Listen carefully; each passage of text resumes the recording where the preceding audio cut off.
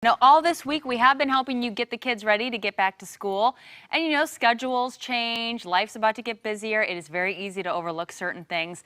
And from hidden dangers, say lurking in backpacks or just changes to your daily life, this time also impacts our pets as well. And sometimes we forget that. So Cathy Madson with Preventive Vet and Kathleen Hunter with the Northwest Canine Coalition, both here this morning to help us sort of avoid some of those scenarios, which could end, in some cases, with an expensive trip to the vet. Ladies, good morning. Good morning. All right, first off, we also want to welcome in our special guest. It's Huffle and Puff. Huffle and Puff.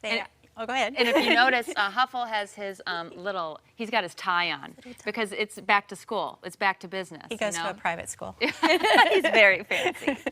So welcome to them. It's good to see you guys. Yeah. So let's talk a little bit about, you know, getting back to school. It might mean longer alone time for the pets as well, which I guess I didn't consider that, but that can be a big strain on the pets. It can. It's a big change. A lot of times, too, people get dogs at the beginning of the summer because, hey, the kids are going to be home. They can help with the new puppy and all that stuff.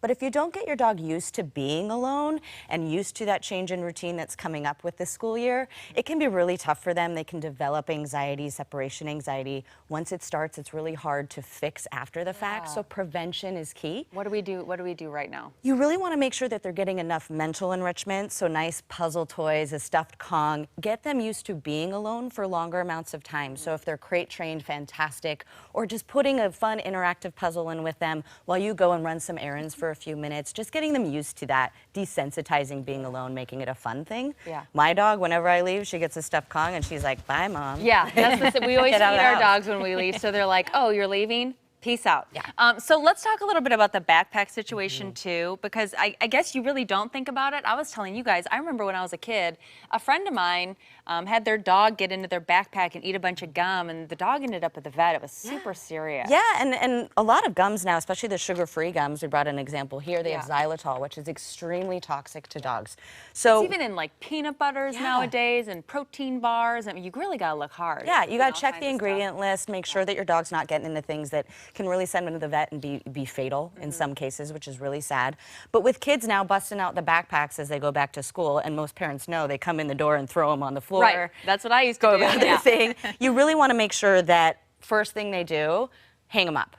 So have a hook on the wall that they can hang up their backpacks. That way the dogs can't get into them.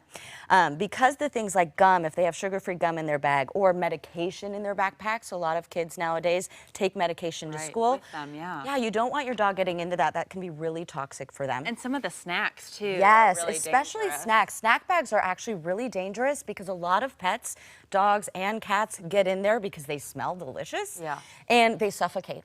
And it happens way too often. I did not know that. Yeah, so we really want to spread the word at Preventive Vet. We have a lot of resources on our website, preventivevet.com, about how you basically, when you finish eating out of a snack bag, rip it up twice, make it flat.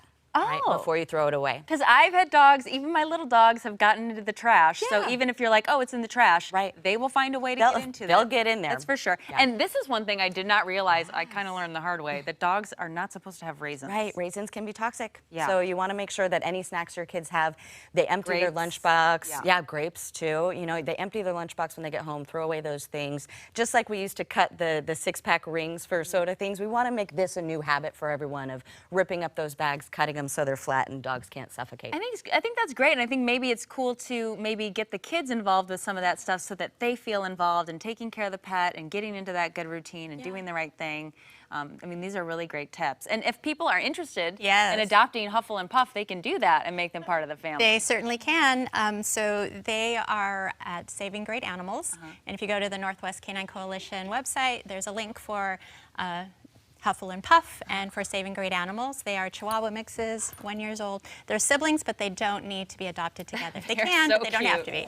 Yeah. I mean, look at this face. Oh, look at this tie. I mean, they mean business. Kathleen, thank you so much. And I know you're at Northwest Canine Coalition now. Yes. So hopefully that is going well. It's amazing. Yeah, it's going great. Thank you so much. Thank you. All right, and great information once again from Preventive Vet. Where can people go for more info? PreventiveVet.com. We have lots of resources about all this stuff. Cool. Awesome. Thank you. And thank you guys. You're so Cuddle bugs.